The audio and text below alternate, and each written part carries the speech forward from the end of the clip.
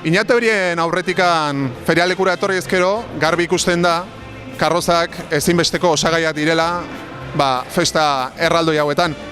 Baina kexa iturri ere badira, ze erabiltzen duten volumena altuegia dela esaten dute batzuek. Bueno, kalera atera gera eta galdetu diegu herritarrei ea zer iruditzen zaien. Karrozak volumen altuegia erabiltzen duten, edo ez. Hoi, kejakin ados nago. Oso ados gainaz. Nik soine jotzet, hoikin ezin dut. Guri gehiago handikan zatik, guk ez daukau metalik eta dana soinu gea, soinu jotzaiek. Atatzen bagea berrogei soinu, ezea inor olako txakin. Txarangan aurren gutxi gea, karrozan aurrean ez darrez. Ez hori eskatzen deula, pixkat errespetatzea baino, bakizu. Bakoitzak atatzen batio gehiago bestek baino, eta aurreko asko jartzen bau, atzeko gehiago jartzuko. Hola azkeneko jendea musika ez dakizu azkenen, ze musika daun. Batzuk dantza ditxegu eta besten karrozak musikakin. Oso handia, eta ez da ikusten bat eta gero beste bat, netzako un kontrol. Astelenen umean, ezin da laiko, ezin da netzako asko, volumen asko.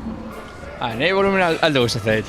Egia esan, musika, inatetan importantea musika da, eta orduan gazta gehiago entzuta gazatuko nahi gustatzen. Gero jendea ez da jona gustatzen eta dena, ez da hit. Ni, egunen zehar iruditzen zait volumenak, ez belarrik hausteko modu, baina iruditzen zait altu egon baula, ez dakit festa giroa nabaritzeko, baina egia da gauen, bai jetxik beharko litzakela ordu batzutatik aurrean volumena, lokaletan bezala jendea irrespetuangatik.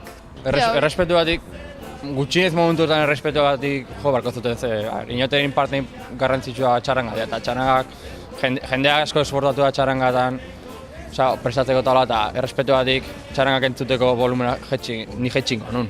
Bai, ados nago, zer dia inauteri txaranga gabe, orduan tapatzea ez dakit. Errespetuagatik iruditzen zait. Soinuenare bai, soinu asko ateatzeue, baina karnabaladiare bai, eta zein gozu.